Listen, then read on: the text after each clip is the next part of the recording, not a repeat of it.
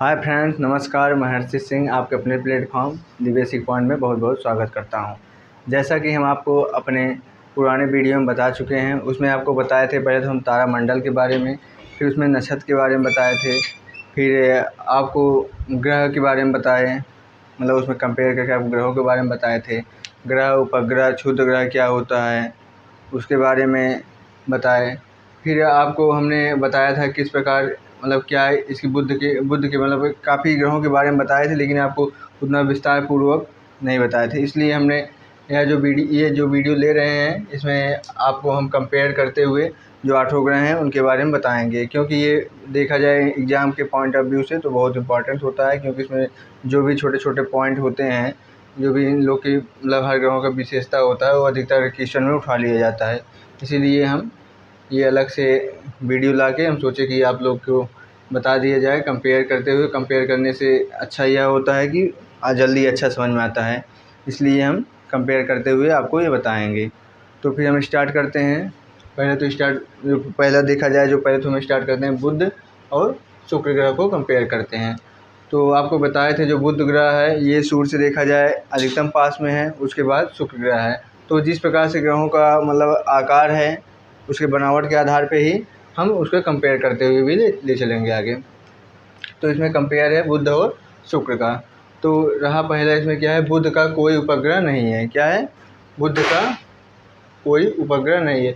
तो फिर आप जानते हैं बुध का कोई उपग्रह नहीं है, क्योंकि ये सूर्य के समीप है, और समीप होने के कारण ये माना जाता है कि कभी इसका भी कोई उपग्रह रहा होगा, लेकिन ये सूर्य का बड़ा आकार है, गुरुत्वाकर्षण अधिक है, जिसके कारण इसके उपग्रह को सूर्य अपने में समाहित कर लिया।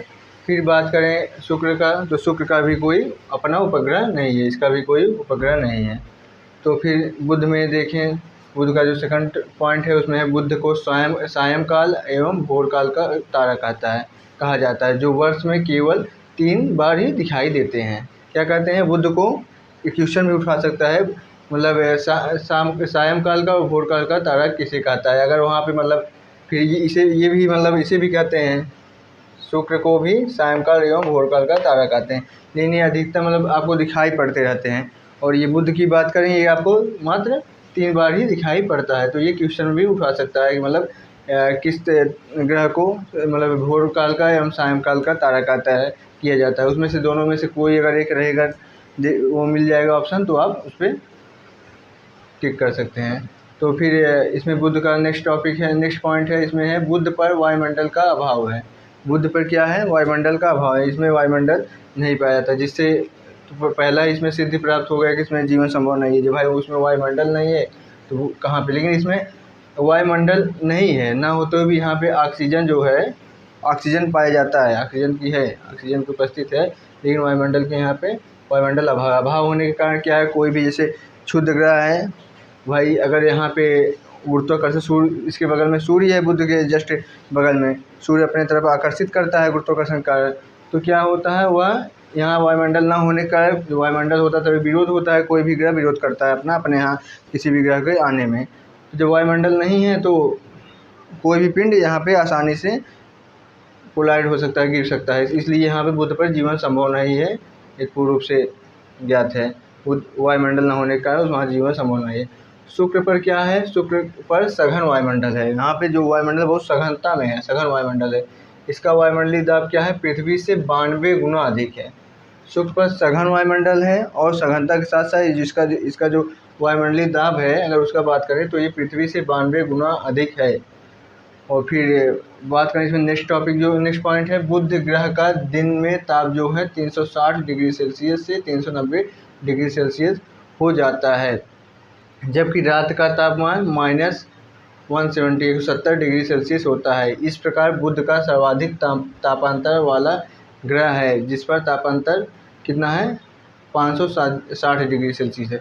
तो क्या इसमें बताया, बुध का जो दिन में टेम्परेचर है 360 से 390 हो जाता है। क्या बुध का जो दिन में टेम्परेचर 360 से 390 हो जाता है, क्योंकि यहाँ पे वायुमंडल है नहीं। जब वायुमंडल नहीं है तो जो सूर्य का प्रकाश है, ऊष्मा है, वो डायरेक्ट यहाँ पे अपना मतलब डायरेक्ट आता है। डायरेक्ट आने का यहाँ पे अधिकतम गर्म महसूस होता है, ऊष्मा मिलता है, और इसलिए यहाँ का जो अधिकतम जो यहाँ टेम्परेचर होता है दिन में, वो 360 से 390 हो जाता है। वही रात की बात करें तो यहाँ पे वायुमंडल है नहीं, जब वायुमंडल नहीं है तो जो दिन में आया जितना भी प्रकाश आया था उसमें आया था वो वायुमंडल ना होने का वो फिर से वापस हो जाते हैं।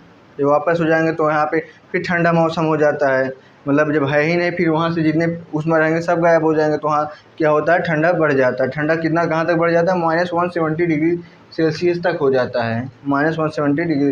तो यहाँ पे जीवन किस प्रकार संभव होगा भाई? दिन में वह 360 डिग्री से 390 डिग्री सेल्सियस चल रहा है, तो कौन इतना सह पाएगा, कौन सा जीव जंतु सह पाएगा? और रात में, और रात की बात करें, रात में भी देख रहे हैं आपकी -170 डिग्री सेल्सियस पहुँच जा रहा है।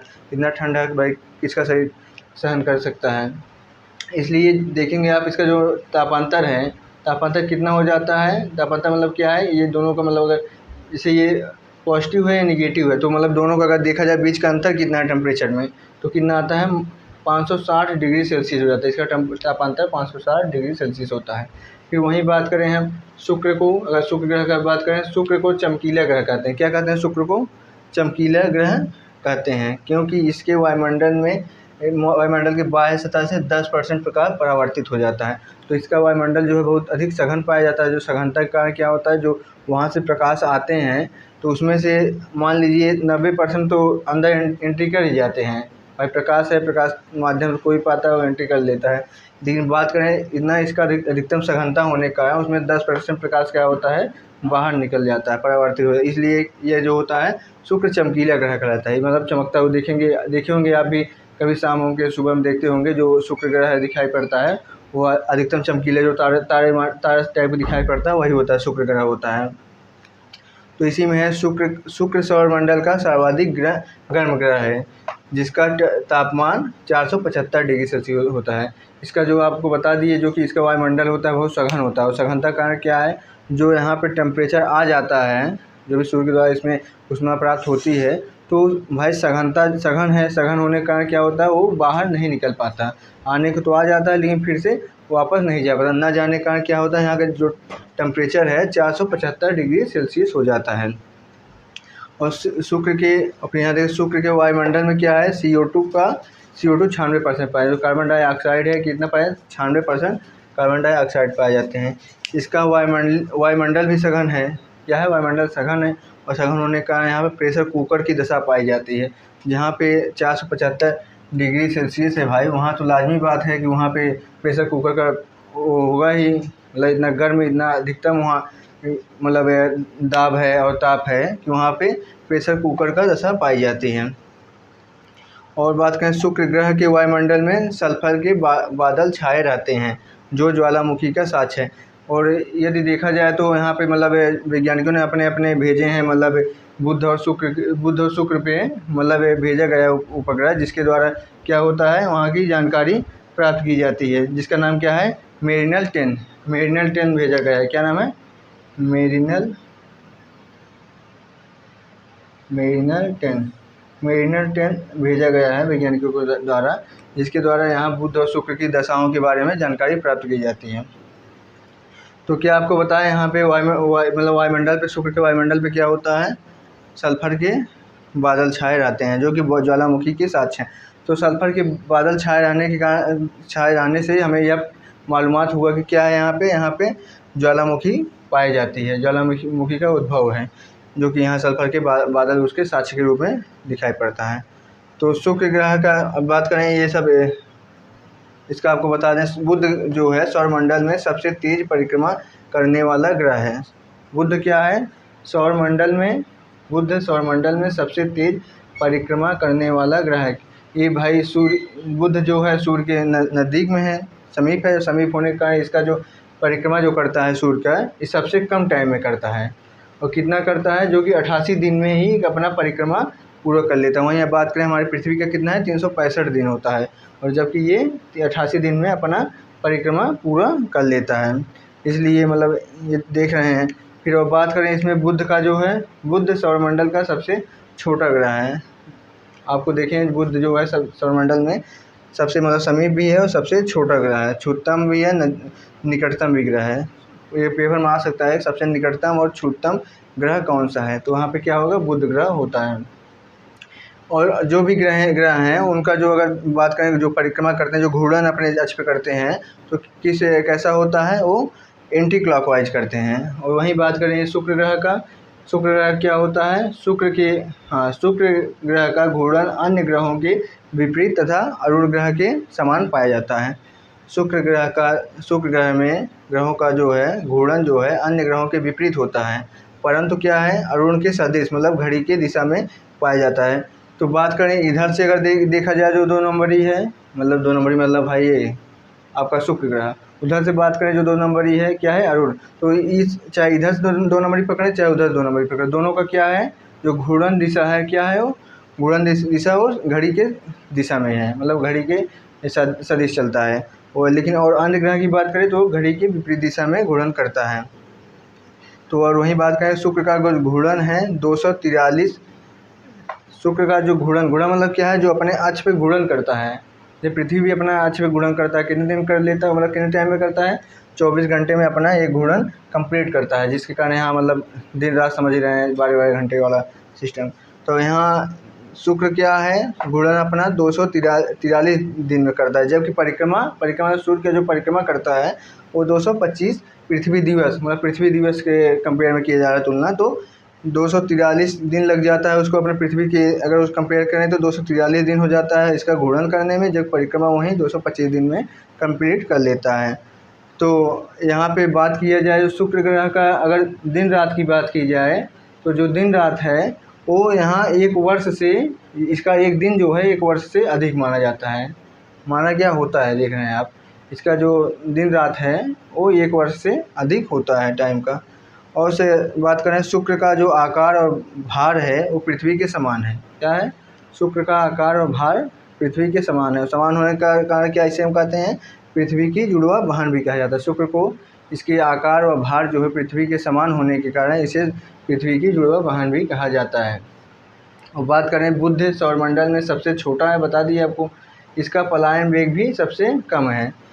जो ये बुध ग्रह है इसका हमारे जो ये मतलब बात करें जितने भी ग्रह हैं उसमें इसका जो पलायन वेग है सबसे कम है। सबसे कम क्या है, क्यों है, क्योंकि वहाँ वायुमंडल पाया ही नहीं जाता। जो वायुमंडल है नहीं तो भाई कोई भी चीज़ एक कम ही मतलब गति से अगर आप फेंकेंगे वो पलायन कर जाएगा, वो आगे निकल जाएगा।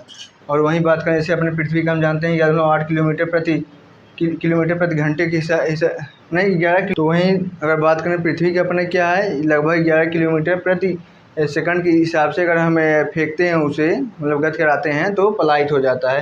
तो वहीं पे देखें बुध का, तो बुध का सबसे कम है वहाँ पलायन वेग देखें तो यह पृथ्वी के आकार से 18 गुना छोटा है।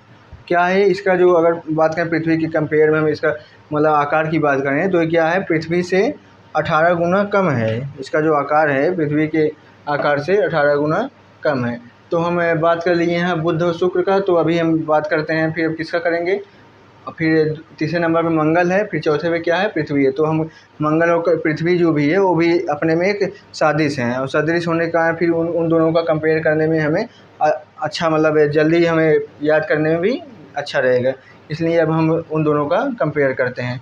तो आपको पहले तो हमें इसलिए इसे मतलब लिख के पहले से ही करा रहे हैं क्योंकि इसमें अगर आपको हमें उसी पढ़ाते टाइम लिखाएंगे तो क्या होगा भाई, टॉपिक जो है इसमें लंबी जानकारी है, लंबी जानकारी होने का जो हमारा टॉपिक है टाइमिंग ज़्यादा बढ़ जाएगा, तो हो सकता है कंप्लीट भी ना हो पाए। इसलिए हमारा जो नेक्स्ट रहेगा अभी तो हम क्या पढ़ाएंगे उसको, उसमें रहेगा मंगल और पृथ्वी का कंपेयर करते हुए हम चल रहे हैं। तो आपको बता रहे थे क्या, हम पहले आपको बताए, पहले तो हम बताए बुध और शुक्र के बारे में कंपेयर करते हुए आपको हम तुलना करते हुए उसके बारे में जानकारी दिए। तो अब फिर हमारा नेक्स्ट जो 2 है देखें हम ग्रहों के बारे में, तो कौन कौन सा है, पृथ्वी है और मंगल है, अर्थ एंड मार्स है। तो हम देखते हैं पृथ्वी के बारे में। पृथ्वी तो हम लोग वैसे काफ़ी परिचित तो हैं ही, फिर भी हम पृथ्वी के बारे में जानकारी और देखते हैं जो कि हमारे एग्ज़ाम के पॉइंट ऑफ व्यू से बहुत महत्वपूर्ण है। तो पृथ्वी के बारे में पहले हम देखते हैं, पृथ्वी को नीला ग्रह कहा जाता है। क्यों कहा जाता है, सूर्य के नीले प्रकाश के प्रकीर्णन के कारण आकाश नीले रंग का दिखाई देता है, इसलिए अगर बात करें तो पृथ्वी को क्या कहते हैं, नीला ग्रह। पृथ्वी हमारा क्या है, नीला ग्रह है। क्यों है, सूर्य के जो प्रकाश जो नीले रंग के प्रकाश प्रकीर्णन के कारण क्या होता है, ये आकाश में जो नीले रंग का दिखाई पड़ता है, इसलिए हम पृथ्वी को नीला ग्रह, इसे नीला ग्रह के नाम से भी जाना जाता है। पेपर में आ सकता है नीला ग्रह मतलब कौन सा ग्रह नीला ग्रह है। हाँ, नीला ग्रह को किस नाम से जाना जाता है, तो वहाँ पे ऑप्शन क्या हमारा होगा, पृथ्वी। पृथ्वी को हम नीला ग्रह के नाम से जानते हैं। तो वहीं हम बात कर लें कंपेयर करते हुए मंगल ग्रह को। तो मंगल ग्रह के बारे में हम क्या देखेंगे, मंगल को लाल ग्रह कहते हैं। मंगल को क्या कहते हैं, लाल ग्रह कहते हैं। लेकिन मंगल को लाल ग्रह क्यों कहते हैं उसके बारे में देखते हैं। इसके जो मृदा में क्या, इसकी जो मिट्टी है वहाँ पे, इसके मृदा में लौह ऑक्साइड एवं फेरस के कण के कारण लाल रंग के दिखाई पड़ता है। क्यों दिखाई पड़ता है, इसका जो वहाँ मृदा है, मृदा में फेरस ऑक्साइड और फेरस के जो उसमें कण हैं उसके अधिकतम के कारण, अधिकता है उसका, तो उसके कारण क्या दिखाई पड़ता है, ये लाल रंग का दिखाई पड़ता है। इसलिए इसे मंगल को लाल ग्रह भी कहा जाता है। तो अब बात कर लें हम पृथ्वी का। पृथ्वी का जो अक्षीय झुकाव है कितना है, पृथ्वी का अक्षीय झुकाव जो है 22.5 से 24.5 के मध्य है। क्या है, पृथ्वी का अक्षीय झुकाव 22.5 से 24.5 के मध्य है। इसलिए और इसका जो औसतन माना जाता है कितना माना जाता है, 23.5 माना जाता है। 22.5 से 24.5 के मध्य है। 22.5 से 24.5 के मध्य होने के कारण इसका जो औसतन हम निकालते हैं झुकाव कितना है, 23.5 माना जाता है। ये पूछ सकता है पृथ्वी का जो अच्छी झुकाव है कितना है, 23.5 अंश है। 23.5 अंश पृथ्वी का अच्छी झुकाव माना जाता है। वहीं बात करें इसी के सदृश है क्या है, मंगल का। मंगल का अच्छी झुकाव कितना है, 25 अंश। क्या है, 25 अंश है। वहीं घूर्णन का बात कर लें, क्या है, 25 अंश है। यहाँ देख रहे हैं आपका हमारा कितना है, 22.5 24 है, यहाँ 25 है, तो लगभग सेम ही है। लगभग देखा जाए लगभग समान ही है, इसलिए ये सदृश भी बोला जाता है। तो इसका जो अच्छी झुकाव है 25 अंश है। एवं घूर्णन की वहीं बात कर लें तो घूर्णन का क्या है, इसका घूर्णन की अवधि 24.5 घंटा है। वहीं हम अपने पृथ्वी का बात करें कितना है, 24 घंटा है। वहीं सेम है इसका बात करें कितना है, 24.5 घंटा है। लगभग पृथ्वी के समान है। क्या है, पृथ्वी के समान है। इसलिए मंगल को क्या कहते हैं, पृथ्वी का सादृश ग्रह कहते हैं। क्या है ये, अगर पूछ लिया जाए पृथ्वी का सादृश ग्रह कौन सा है, तो कौन सा ग्रह है, पृथ्वी का सादृश ग्रह मंगल ग्रह ही हमारा पृथ्वी का सादृश ग्रह है, जिसे हम लाल ग्रह के नाम से जानते हैं। वहीं बात करें हमारा नेक्स्ट जो देखें तो क्या है, पृथ्वी पर विश्व का सबसे ऊंचा पर्वत माउंट एवरेस्ट है। क्या है, पृथ्वी पर विश्व का सबसे ऊंचा पर्वत माउंट एवरेस्ट है। विश्व मतलब क्या भाई, पृथ्वी को ही हम विश्व मानते हैं। विश्व मतलब वही है। पृथ्वी पर विश्व का सबसे ऊंचा पर्वत क्या है, हमारा माउंट एवरेस्ट है, जिसका आप लंबाई जानते होंगे 8,850 किलोमीटर, मतलब 50 मीटर के करीब है। क्या है, 8,846 कहीं दिया होता है, इसे लगभग 50 के इर्द गिर्द मान लिया जाता है। तो 8,800 मतलब 50 मीटर के लगभग है, जिसे जो कि क्या है, पृथ्वी पर सबसे ऊंचा पर्वत क्या है, हमारे पृथ्वी का सबसे ऊंचा पर्वत क्या है, माउंट एवरेस्ट है। वहीं बात करें जबकि प्रशांत महासागर में यूएसए के हवाई द्वीप, प्रशांत महासागर में एक स्थान है जो कि यूएसए मतलब क्या है, यूनाइटेड स्टेट अमेरिका का जगह है हवाई द्वीप, जिसे क्या है, जिसका नाम क्या है, हवाई द्वीप क्षेत्र। हवाई द्वीप क्षेत्र के बारे में जानते होंगे, जो कि पहले तो ये रूस का क्षेत्र हुआ करता था, लेकिन अगर अब की बात करें अब तो ये यूएसए का क्षेत्र है, क्योंकि इसे यूएसए के द्वारा मतलब खरीदा गया था। तो ये प्रशांत महासागर के यूएसए के हवाई द्वीप क्षेत्र में स्थित मौना किया, ये याद कर लेना, मौना किया ज्वालामुखी पर्वत है, जिसका अगर बात करें ऊंचाई कितना है, 9150 मीटर, 9150 मीटर है, जो कि पृथ्वी का सबसे ऊंचा पर्वत है। तो आप कहेंगे कि पृथ्वी पर विश्व का सबसे ऊंचा पर्वत इसे बता रहे हैं, वहीं पर ये इसे ही बताया जा रहा है पृथ्वी का सबसे ऊंचा पर्वत ये मतलब 9150 मीटर वाला मौना किया है। क्यों है, तो ये जो है हमारा क्या है, ये धरातल से इतना ऊंचाई पे है। ये जो मतलब 8,800 लगभग बता रहे हैं 50 मीटर है एवरेस्ट पर्वत का, ये धरातल से इसकी ऊंचाई है। जबकि वहीं बात किया जाए ये हवाई द्वीप में जो स्थित है मौना किया, क्या है, मौना किया, ये याद कर लेना, ये एग्जाम के पॉइंट ऑफ व्यू से बहुत ही महत्वपूर्ण है, क्योंकि पूछता है। तो मौना किया पर्वत की हम ज्वालामुखी पर्वत की बात करें कितना, 9150, लेकिन ये क्या है, ये सागर में है, मतलब महासागर, प्रशांत महासागर में उपस्थित होने का है। इसका कुछ हिस्सा अगर देखें तो ये जल के अंदर है, कुछ हिस्सा बाहर है, तो इसलिए ये अगर देखें तो ऊंचाई है, लेकिन अगर धरातल से देखें तो धरातल से उतना इसका ऊंचाई नहीं है। इसलिए सबसे ऊंचा पर्वत हमारा माउंट एवरेस्ट ही माना जाता है। वहीं पे हम देख लेते हैं मंगल ग्रह पे। तो मंगल ग्रह में क्या है, मंगल ग्रह पे पृथ्वी का, अरे ये पृथ्वी का नहीं है, मंगल ग्रह पे सौरमंडल का होगा। मंगल ग्रह पे सौरमंडल का क्या है हमारा, मंगल ग्रह पे, एक मिनट, सौरमंडल का,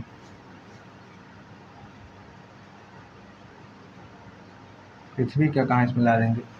मंगल ग्रह पे सौरमंडल का सबसे ऊंचा पर्वत निक्स ओलंपिया है। क्या नाम है, निक्स ओलंपिया। मंगल ग्रह पे सौरमंडल का सबसे ऊंचा पर्वत क्या है, निक्स ओलंपिया है, जिसकी अगर लंबाई की बात करें, ऊंचाई है 125 किलोमीटर है। कितना है, 100 किलोमीटर से प्लस है। तो भाई इतना लंबा कहीं हम देखे भी, कहीं कोई नहीं देखा होगा, कहाँ पे दिखाई पड़ेगा। 125 किलोमीटर है। मंगल ग्रह पे सौरमंडल का सबसे ऊंचा पर्वत क्या है, निक्स ओलंपिया है, जिसका वहीं बात करें ऊंचाई कितना है, 125 किलोमीटर है। और मंगल पे बात करें, मंगल ग्रह पे सौरमंडल का सबसे बड़ा ज्वालामुखी का पर्वत की बात करें, जो सबसे बड़ा ज्वालामुखी क्षेत्र है वहाँ का, मंगल ग्रह पे सौरमंडल का सबसे बड़ा ज्वालामुखी क्षेत्र जो है क्या है, ओलिम्पस मॉन्स है। मंगल ग्रह सौरमंडल का, अगर ये मतलब क्या है, सौरमंडल का सबसे ऊंचा पर्वत भी है, और मंगल ग्रह पे सौरमंडल का सबसे बड़ा ज्वालामुखी क्षेत्र भी है। इसे क्या, ओलिम्पस मॉन्स के नाम से जानते हैं। क्या नाम, ओलिम्पस मॉन्स के नाम से जानते हैं, जो कि मंगल ग्रह पे स्थित है। हमारे सौरमंडल का सबसे बड़ा मतलब क्या है, ज्वालामुखी क्षेत्र है। वहीं हम बात कर लेते हैं अपने पृथ्वी पे। तो पृथ्वी पे सबसे बड़ा ज्वालामुखी क्षेत्र क्या कहाँ है, वो ये हमारे हवाई द्वीप पे, ये देखिए ना हवाई द्वीप। तो इसी हवाई द्वीप पे ही पृथ्वी का सबसे बड़ा ज्वालामुखी क्षेत्र भी उपस्थित है, हवाई द्वीप पे ही। तो ये पूछ सकता है एग्जाम में कि पृथ्वी पे सबसे बड़ा ज्वालामुखी क्षेत्र कहाँ पे है। तो क्या है हमारा, हवाई द्वीप पे पृथ्वी का सबसे बड़ा हवाई द्वीप पे पृथ्वी का सबसे बड़ा वो क्या होता है, ज्वालामुखी क्षेत्र है। तो फिर वहीं हम बात कर लेते हैं इसका, क्या है, मंगल ग्रह पे कितने उपग्रह हैं। मंगल ग्रह पे 2 उपग्रह हैं। कौन कौन से हैं, फोबोस एवं डीमोस। क्या नाम है, मंगल ग्रह पे हमारे 2 उपग्रह हैं, फोबोस एवं डीमोस। जबकि हम बात कर लेते हैं अपने यहाँ का, अपने पृथ्वी का, पृथ्वी पर एकमात्र उपग्रह है। क्या है, पृथ्वी पर एकमात्र, हम बात कर रहे हैं अपने पृथ्वी का, क्या है, एकमात्र उपग्रह है, जिसका नाम क्या है, चंद्रमा। तो हम लोग जानते हैं हमारे पृथ्वी का जो एकमात्र उपग्रह है क्या है, चंद्रमा। और वहीं हम देखें क्या है, ये हमारे मंगल ग्रह का क्या निकला है, मंगल ग्रह का 2 उपग्रह है। क्या नाम बताया, फोबोस और डीबोस। तो अगर फोबोस और डीबोस के बारे में क्या बात करें, तो फोबोस और डीबोस क्या है, कोई युद्ध के देवता थे, जो कि मतलब फॉरेन में कोई रहे होंगे, फॉरेनर कोई देवता थे। हाँ, तो उनके कोई देवता थे, तो उनके 2 घोड़े थे, जिसका नाम क्या था, एक का नाम था फोबोस, एक का नाम था डीबोस। तो फोबोस का अर्थ मतलब देखा जाए तो डर होता है, और डीबोस का क्या होता है, दहशत। तो उन्हीं घोड़ों के नाम पे ही फोबोस एवं डीबोस रखा गया। डीबोस की अगर हम बात करें, तो ये हमारे जितने मतलब हमारे सौरमंडल के जितने उपग्रह हैं, उसमें सबसे छोटा उपग्रह क्या है, डीबोस सबसे छोटा उपग्रह भी है। तो वहीं हम बात कर लें भाई कि अगर देखा जाए मंगल ग्रह पे क्या है, वायुमंडल क्या है, विरल है। जैसे बात हम वहाँ शुक्र का देखें, शुक्र क्या था, सघन था। वहीं इसका देखें तो ये क्या है, विरल है। इसमें क्या पाया जाता है, 95% कार्बन डाइऑक्साइड की उपस्थित होती है। मंगल ग्रह पे कार्बन डाइऑक्साइड की 95% उपस्थित होती है। और इसका जो बात करें मंगल ग्रह का वायुमंडल है, ये क्या है, विरल है। और जैसा कि हम जानते हैं हमारा पृथ्वी पे भाई पृथ्वी के बारे में तो हम खुद ही हैं, तो यहाँ का हम जितना भी जानकारी है, चाहे धरातल से हो, चाहे इसके वायुमंडल से हो, तो बढ़िया से है। इसके बारे में तो हमारे जो भूवैज्ञानिक हों, चाहे जो वैज्ञानिक हैं, उसके बारे में विशेषता जानकारी उनके पास है ही। वहीं हम बात कर लें मंगल ग्रह पे, तो मंगल ग्रह पे टाइम पे काफ़ी मतलब भेजे जा रहे हैं, जो कि इसके बारे में जानकारी प्राप्त करके बताते हैं। तो सबसे पहले क्या भेजा गया था, 1997 में मंगल ग्रह पे मार्स ग्लोबल सर्वेयर भेजा गया। क्या भेजा गया, मार्स ग्लोबल सर्वेयर भेजा गया। सर्वे करने के लिए वहाँ पे उसके जो धरातल है, ग्लोब मतलब क्या है, उसका मानचित्रण है ना, उसका चित्रण करने के लिए भेजा गया था। 1997 में मंगल ग्रह पे मार्स ग्लोबल सर्वे भेजा गया। 1997 में मंगल ग्रह पे क्या भेजा गया, मार्स ग्लोबल सर्वे भेजा गया, जिसका कार्य मंगल ग्रह पे मानचित्रण करना है। क्या काम है इसका काम है मंगल ग्रह पे मानचित्रण करना। मानचित्रण के जरिए हमें जगह जगह के बारे में पहले जान जाएंगे, फिर उसके बारे में विशेषता हम पता कर सकते हैं। तो मंगल ग्रह के भाई सदृश है, इसलिए यहाँ पे संभावना ये सब बनाते हैं क्या कि यहाँ पे जीवन संभव है। जीवन संभव है तो भाई, अब जीवन संभव है, जीवन संभव है तो भाई हर देश चाहेगा कि हमारा भी वहाँ पे कोई कॉलोनी बसे, हम लोग भी रहें। धरती पर वैसे भी इतने जनसंख्या बढ़ गया है, रहने के लिए देखा जाए तो अभी तो हैं, लेकिन कुछ दिन बाद आने का टाइम जो आएगा तो वहाँ हमको लगता है रहने का भी जगह नहीं रह जाएगा। इसलिए वैज्ञानिक हमारे खोज रहे हैं, जो साइंटिस्ट लोग हैं, जगह भाई दूसरे ग्रह पे ही मिल जाए, उपग्रह पे मिल जाए, लगे हुए हैं। तो फिर बात कर लें, जैसे मंगल ग्रह पे सबसे पहले जो उतारा गया जो यान था, क्या था उसका नाम? Mars path finder. क्या था? मार्स पाथ फाइंडर, मतलब वहाँ की धरती के बारे में जानकारी जुटाने के लिए भेजा गया था। इसका नाम क्या था? मंगल ग्रह पे भेजा गया पहला उतारा गया पहला यान कौन सा था? Mars path finder. तो वहीं हम बात कर लेते हैं 2005 में जो प्राप्त जानकारी में इसके ध्रुवों पे जो हमारा जो भेजा गया, जो वायुयान जो भेजे जा रहे हैं, वहाँ पे जो उपग्रह वगैरह भेजे जा रहे हैं, तो इसके द्वारा एक जानकारी प्राप्त हुआ है 2005 में। सामने आया, क्या सामने आया? इसके ध्रुवों पे क्या बर्फ़ का साक्ष्य प्राप्त हुआ है। बर्फ़ का साक्ष्य प्राप्त हुआ तो उससे हमें जानकारी और मिल गया कि भाई यहाँ जल का भी है, यहाँ जल का भी हो सकता है। और इसके लिए यहाँ पार्सिवियरेंस, क्या नाम है? पार्सिवियरेंस को 2020 में भेजा गया, जिसका उद्देश्य क्या था? मंगल ग्रह पे जीवन का पता लगाना है। क्या भेजा गया है 2020 में? पार्सिवियरेंस नामक जो हमारा भेजा गया यान, मतलब उपग्रह भेजा गया था, इसका मेन उद्देश्य क्या था? जीवन का वहाँ पे पता लगाना।